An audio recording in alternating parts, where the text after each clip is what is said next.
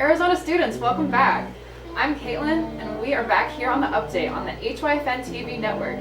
It feels so good to be back here with you all on the new school year. And just like you've been making many moves and changes over the summer, so have we, and we've added a few new faces.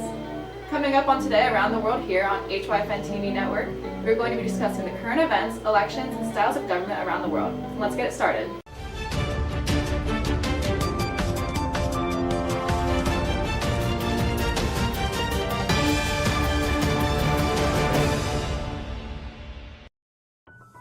Now, while you all may have been out of school and enjoying your summer break, the world continued on as normal, and that means there is no shortage of news and events to bring your way.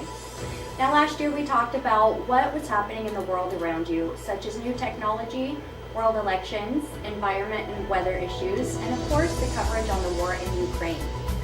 Now, the war is still going on, as you may know.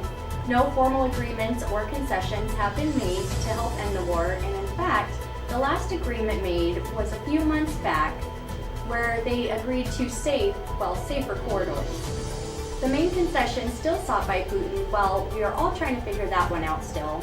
And not just him, but many of the higher-ups want to see Ukraine remove their bid to ever joining NATO.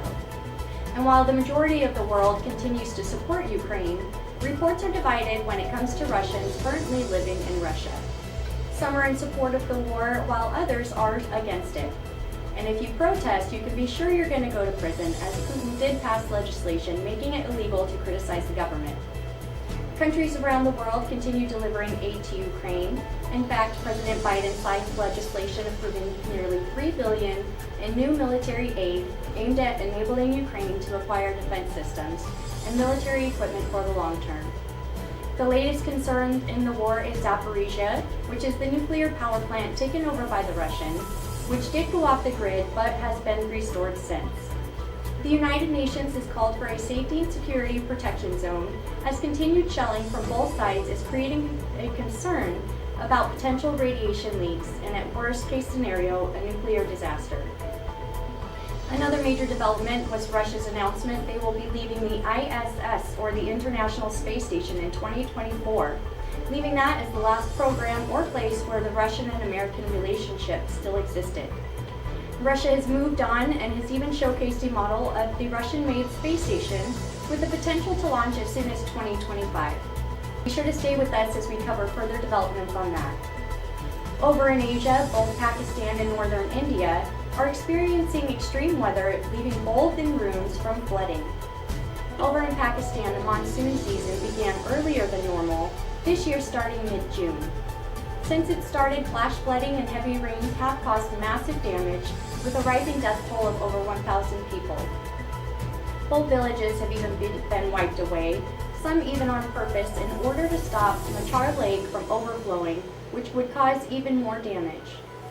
So far, over 100,000 people have been displaced, millions affected, and suffering from no food, shelter, or water. And it's estimated that over $10 billion has been done in damages so far. Moving forward, Pakistan's goal is going to be focusing on ground, structure, and crop stability and sustainability throughout the shifting climate. And it's a similar tale with northern India, where at least 40 people have passed away. According to India Meteorological Department, India has not experienced this amount of rain in September alone since 1998. Our thoughts and prayers go out to all of the people and families affected by these devastating floods. Now on to Taiwan, in which China and the US are also major players. Developments have been continuing. You may remember us reporting the increasing tension between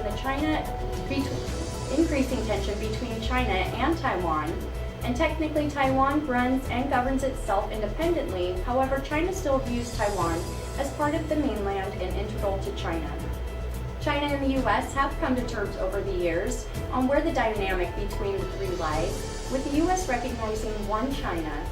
However, in recent months, things have shaken up, and this was always on the horizon, especially with Russia's invasion of Ukraine, and you can bet tensions did grow.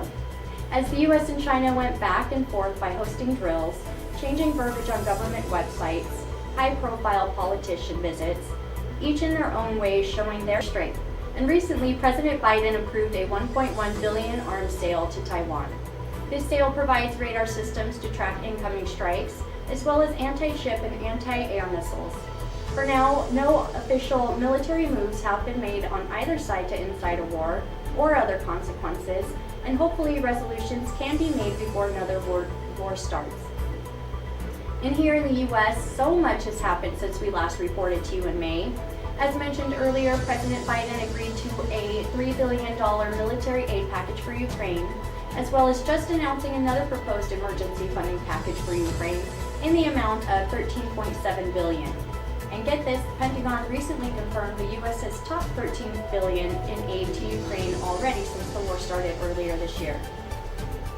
Gas prices have soared at first, and now they are coming down slightly, however remaining higher than before due to inflation and continued restriction to U.S. production. Interest rates have also increased to battle inflation and hopefully prevent a recession. Elections are occurring throughout the United States, and a ramp up for the presidential race in 2024 has begun. There will no doubt be a fight between the right and the left, also known as the Republicans and Democrats, and that's why we like to keep reporting unbiased and informative information, enabling you to make your own decision. Another historic moment over the summer came when the Supreme Court reversed landmark case Roe v. Wade. We won't go into opinions about the decisions, just know everyone has a right to their own opinion, just like you. And in other U.S. news, NASA is preparing to send humans back to the moon. Artemis is the name of the mission and will consist of multiple trips. One trip is to run tests to make sure the vessel is safe for human travel. The second will take astronauts around the moon, and the final trip will be taking astronauts back to land on the moon, hopefully as soon as 2025. And with the way the year has seemed to pass so far, that will fly by in no time. So make sure you stay with us here on the update, because when we come back, we will be talking about elections that have taken place since the beginning of the year and those that are coming up.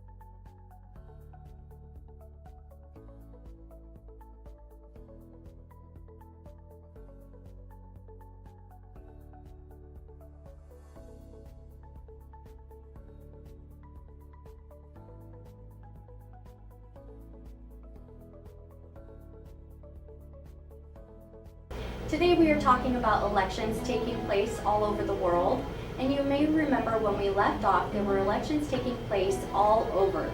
New elections are continuing to happen, so let's catch up on what's been going on. Jay Raj has that report for us. Thank you, Tiff. So to begin with, let's take a look back and recap a few elections around the world that we discussed last school year. First, France held their elections, and the runoff was between incumbent Emmanuel Macron and challenger Marine Le Pen. Macron ended up edging out Le Pen, 58 to 41% in the two-round race.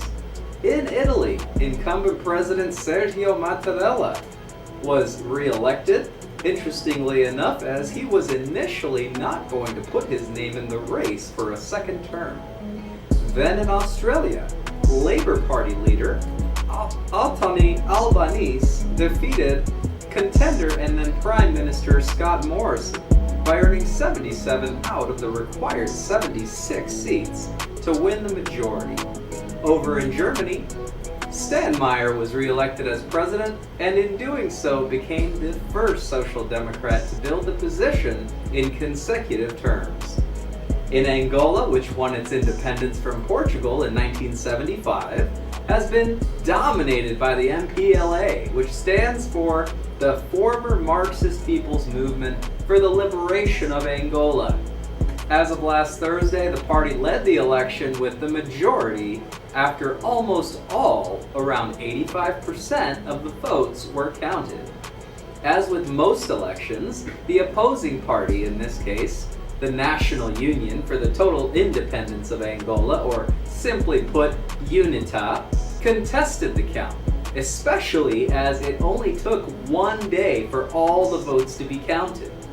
However, there is still a loss for the MPLA, as this was the closest race yet with the opposing party, and they will lose their 2/3 majority in parliament, meaning now they will have to work with the opposing party instead of doing what they want. Over in Kenya, corruption rules the government. To begin with, the outgoing president, Uhuru Kenyatta, was indicted by the ICC, which is the International Criminal Court for War Crimes. Then, at their latest election, William Ruto was elected, and guess what?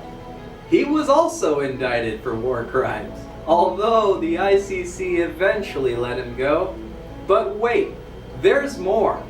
This election is also being contested by the challenging party, and in this instance, the challenger is Raila Odinga. And wait for it, he has also been accused of corruption. And the cherry on top, parliament officials and those in high power, they also have their own accusations. These range from many things, including murder, so no big deal. It's like Oprah was out there that day just handing out government jobs to all the criminals. And you get a job, and you get a job, and honestly, you get the point. But what are people to do when their government is based on corruption? Now over to Caitlin. Thank you. You may remember near the end of the school year we discussed Brazil's upcoming and highly emotional and anticipated election between former President Luiz Inácio Lula da Silva and current President Jair Bolsonaro. Elections will be held October 2nd, and if one of the candidates does not receive 50% of the votes, a second round of voting will be held October 30th. Jair Bolsonaro is current president of Brazil, and he has been since 2019. Meanwhile, Lula was also the president of Brazil from 2003 to 2010, and is often been referred to as one of Brazil's most popular politicians. In a common theme with elections, one party, this time being the current president, Bolsonaro, contends the electronic voting system as susceptible to fraud. Could this be because he's losing in early polls? We shall see. Here in the U.S. elections will be held November 8th, and up for grabs are all 435 seats in the House of Representatives and 35 out of 100 seats in the Senate. Also throughout the U.S., more than half of the states will be holding gubernatorial and many other state and local elections. Fun fact, this will be the first election affected by the redistricting that will follow the 2020 census. Other important elections coming up around the world include September, Sweden will hold their presidential election, the Czech Senate election will take place in Italy, and the next prime minister will be elected, possibly even a woman, who will be the first prime minister in Italy's history. In October, elections will be held. Slovenia and Austria will hold their presidential elections, along with Bulgaria and Latvia will be holding their parliamentary elections. In November, the general election will be in Nepal and held, along with Fiji's Bahrain's general elections. In December, Tunisia is having their parliamentary elections, while Kuwait will be having their general election.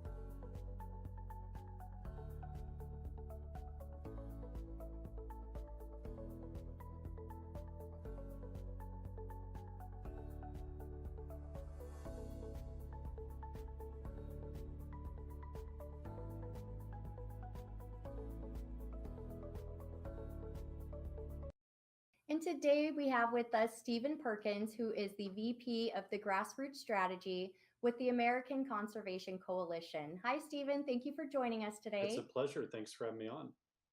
Not a problem. Our viewers are so excited to get to know you and to get to know the corporation that you're with and see what your goals are. First, can you explain to us a little bit about what the American Conservation Sure. Coalition, sorry about that. So as we call it, is a group of young people who care about the environment, have seen how politicized it's become, and are trying to fight back against that while also fighting for solutions that can solve climate change. And so we were started about 5 years ago. It was a small group. We've really grown into now a national organization that represents over 100 communities across the country. We've had a hand in shaping policy at the federal and even some state levels. And so we're only getting started, but we're a growing group of people who are really just focused on solving this issue, not just talking about this issue. I mean, first of all, our president founder was in college, sitting in a college classroom whenever he founded the organization. So, and then me and some other of his friends just helped him start it. And so we started as a young group, and our membership is generally 18 to 35-year-olds. So, it's our kind of thesis that it's going to be our generation and younger generations that are coming up who are going to be the ones tasked with solving this issue. We've seen that older generations, unfortunately, while they've started to address it, it's not going to be solved with them. And so, we represent our membership, and we're just a group of young people who want to make a difference on this. So why don't you explain to our viewers, because like your organization, our viewership really is that age range from 15 to 45.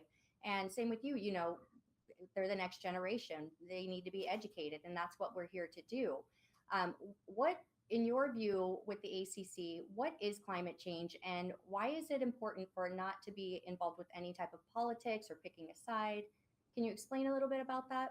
Yeah, well, the answer of what is climate change, that's pretty simple, right? Climate change means a change in climate, and climate means long-term weather patterns. So as you'll know, this summer there were record heat, both here in the U.S. and even in parts of Europe. Record heat in 1 year, or record weather in 1 year, is not as much of an issue on its own. But when it happens year after year after year and records keep breaking, that is a change in long-term weather patterns. And so that is a change in climate. So that's the very simple definition. But in terms of, there's so much science that goes into climate change, and you can talk, ultimately it's decided about the level of CO2 in the atmosphere. And so when we talk about attacking or solving climate change, what we're talking about is bringing down the amount of CO2 that's in the atmosphere, and decarbonizing the planet. And so ultimately that's what it's about. You can go all sorts of avenues with different science, different solutions on how to do that.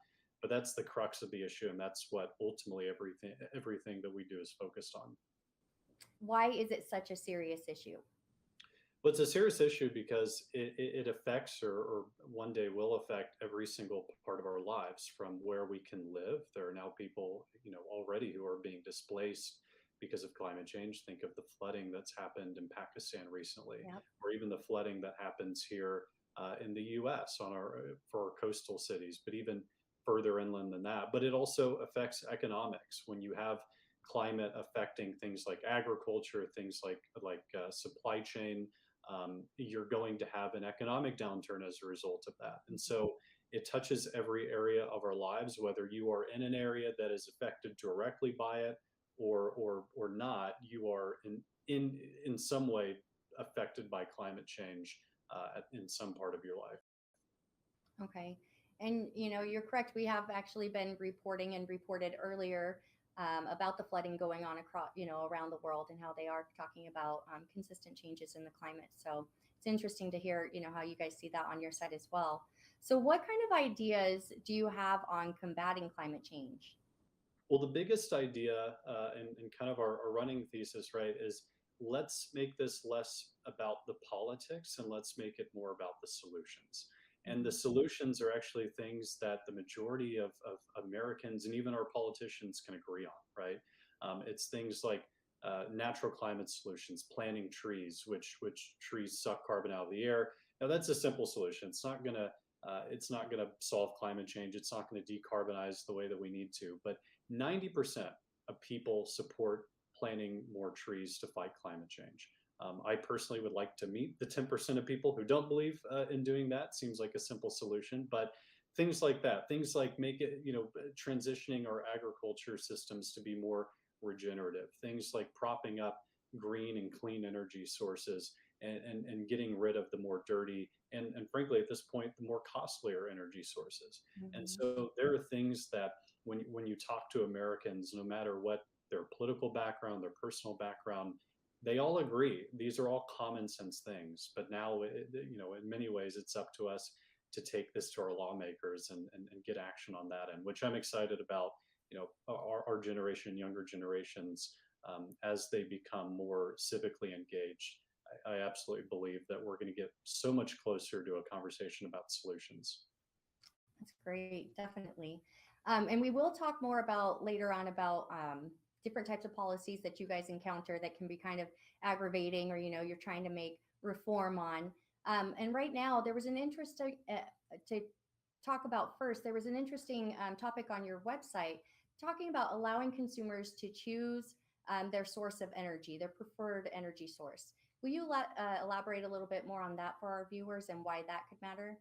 Sure. So, I mean, now there are, of course, so many different forms of energy that are part of the U.S. grid. Here in Texas, we're one of the largest wind energy producers, which often surprises people if you're not from Texas. But growing up here, I would always see the turbines on the freeway being shipped up to the north part of Texas, where they're assembling these wind farms. And using Texas as an example, I have the option to choose my energy provider, but also to see very transparently where my energy is coming from. Is it coming from renewable sources? Is it coming from traditional sources? I personally, right now I pay a little bit more for a plan that does have renewable choices in it. And our data, the research that we've done, the people we've talked to, it shows that if people have a choice, if consumers have a choice, they are going to make a more responsible decision. That doesn't mean 100% people are going to make that decision. For a lot of people, it's about whatever is the cheapest. And while clean energy is becoming increasingly the cheapest option, there's still some work to be done there. But consumers have led the shift in a number of sectors to more sustainable practices. If you look at why corporations are talking about sustainability and being more responsible, it's because consumers have demanded it. It's not because of all of a sudden a shift in their heart. It's because consumers have said we want to have more responsible choices. We want our companies to represent those more responsible choices. Gotcha. So more of a voice from the masses. That's right. Yeah, and when you ask people, whether they're able or willing to make some small sacrifices, sometimes financial, to help better the planet, to help, reduce their carbon footprint, most people will tell you, yeah. And most people have already been making some of those personal sacrifices to do their part, which is great. Yeah, definitely.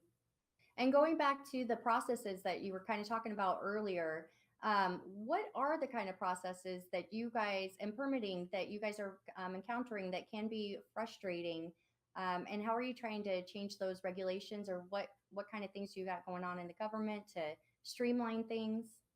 Yeah, well, oftentimes this probably will come as no surprise, but the government and its regulations do not move as quickly as innovation moves. And so we often have brand new technologies, brand new ways, quicker ways, more efficient ways of doing things that just get wound up in government red tape. And so an example of that is recently, there was a big bill that came out of Congress, the Inflation Reduction Act, that allocated a lot of money for green energy production. Mhm. The challenge with it is that unless there's permitting reform, in other words, unless the government is able to cut some red tape and change regulations to be fit with the modern times, a lot of those green energy projects will not get built. So we allocated all this money for things that won't happen if we don't have permitting reform. So that's why it's really important to not just tackle the funding for these things, but then to tackle the permitting and the regulations that make or break whether those projects will actually happen. So, can you elaborate a little bit more about the Texas power grid that you were talking about earlier? Sure thing. So the nation learned about our grid through a grid failure during Valentine's Day weekend a couple of years ago. And really what happened was whenever, because our grid is not winterized, winter weather like that does not happen very often in Texas. The investment is not necessarily worth it for a once in every couple of decades storm. But what happened is that our energy grid went down because of those reasons. And really, a lot of people think that our green energy sources is what caused the blackouts that happen. But if you look at the data from energy uptime in those high demand times, green energy is the thing that sustains our energy grid. If we didn't have green energy, such as the wind that I talked about, we would have a lot more frequent blackouts. We would have worse periods of limited supply. And so, it's a big political issue. It's a big issue here in Texas, especially as the gubernatorial election comes up. But it's important for people to realize the facts that green energy is not the enemy here. It's the thing that is helping us not have bigger issues. Making America the hotspot for, or the central station, sorry about that, for energy creation. Now, explain how deriving the energy from within America is beneficial. Yeah, so we're blessed with a massive amount of natural resources in this country, and it is really, when we talk about making America energy independent, there's a couple of reasons why that's important. Number one, the biggest is that we don't want to be dependent on another country for our energy. You've seen what happened with the war that broke out between Russia and Ukraine. A lot of European countries were dependent on Russia for their energy. And now, because of the stance that they've had to take against Russia, they've been cut off from that. Germany has had a lot of issues with sourcing energy and natural gas because of that. But here in America, we want to make sure that we're not reliant on anyone else for energy, especially when we have such massive potential to be energy independent. But on top of that, America needs to lead in the world on this issue. We need to lead both in energy production as well as in leading on green energy and renewables. Because if we're serious about fighting climate change, if we're serious about making up for a lot of the issues that bad actors like China and Russia have brought into the world in terms of climate, then we need to step up to the plate on those things. Okay. And what are some tips for those who would like to be more environmentally friendly, or someone who wants to join your mission? Where can they find you? What's the best way? How can they participate? Let our viewers know. Yeah, so the biggest tip I have is try not to do everything. You will drive yourself crazy if you try to become a better environmentalist in every single way. I'll admit to you, I occasionally use the plastic straw. But I try to make up for it by having reusable water bottles and by recycling and all that. So the point is that you can't be perfect, but find the ways that make sense for your lifestyle and do your part as much as you can. And then as far as getting involved in ACC, we have branches across the country. I invite people to go to acc.eco. That's our website. You can find a branch, you can start a branch, you can get involved in all the events that we have going on.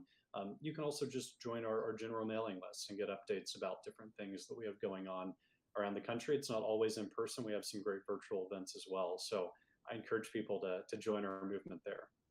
Awesome. Thank you, Stephen, so much for your time. We greatly appreciate it for bringing that great information to our viewers. And I'm sure we'll be checking in with you again at some point. Thanks so much. I appreciate it. Thank you. Have a great day.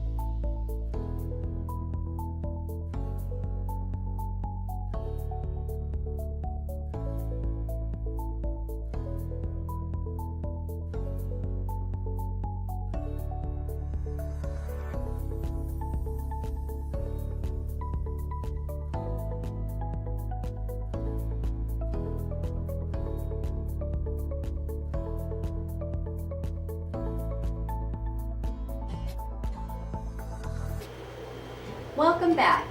Here on The Update, we take you around the world on different topics so you are aware of what's going on in the world around you. Now, around the world, there are so many different types or styles of government. And as we just talked about some of the elections around the world, each country has their own way of ruling the land. And you may have heard words like parliament, socialist, communism, and of course democracy, and maybe a few others where you may have had no idea what we were talking about or what they mean exactly. Well, we are here today to hopefully explain that to you and break down the different types of government around the world. Now, first up is an autocracy, which is also known as totalitarianism, or more commonly as a dictatorship.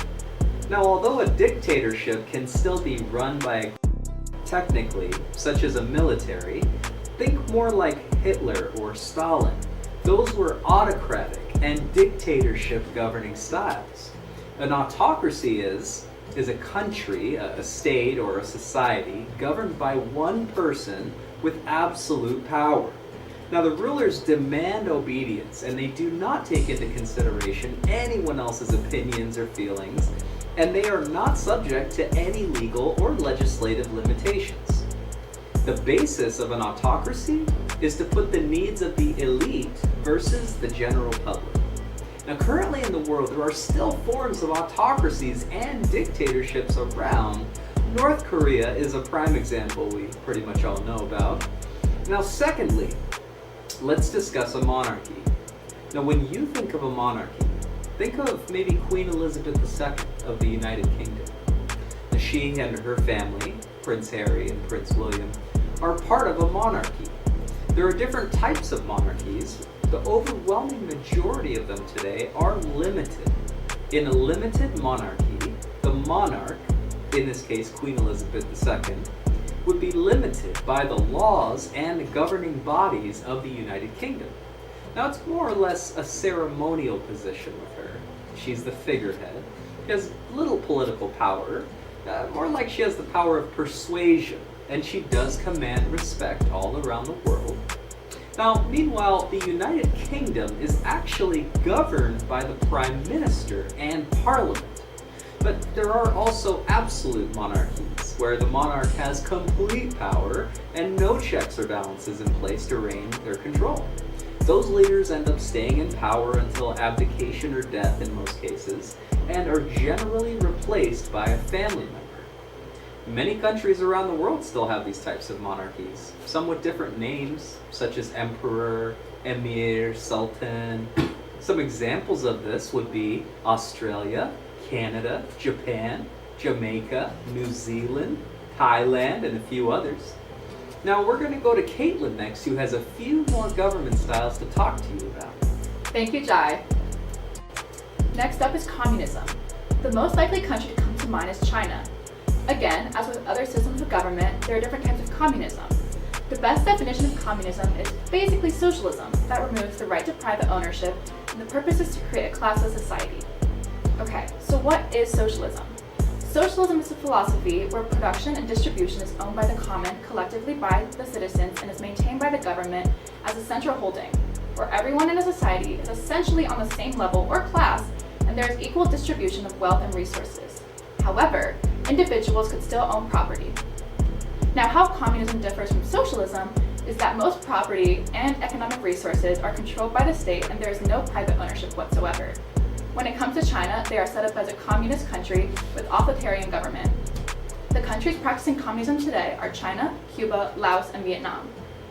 Now we will talk about a democracy. Democracy is a system of government in which laws, policies, leadership, and majority undertakings of a state are directly and indirectly decided by the people. Did you know the USA is not a full democracy? It is actually referred to as a presidential republic democracy. Just as with other systems of government, there are variations of democracy. There are differences between a full democracy, republic, which are slight, however, they do exist, setting them apart from one another. For instance, in a full democracy, the power is in the hands of the people, whereas in a republic, power is in the hands of the individual citizens. In a democratic system, laws are made by the majority. In the republic system, laws are made by the elected representatives of the people. Another example, in a full democracy, the will of the majority has the right to override the existing rights, And in a republic system, the will of majority cannot override, since the Constitution will protect those rights. Another major difference is a democracy, there is no constraints on the government, whereas republic, there are constraints on the government. Those examples of a few differences, though there are more. So you can see why USA is not a full democracy, but rather a republic of a democracy. Examples of countries with full democracy are Norway, Sweden, Finland, and Iceland. So much great information that is crucial to understand our role better. On to you, Tiff. We found the perfect quote from Britannica Online. The hallmark of democracy is that it permits citizens to participate in making laws and public policies by regularly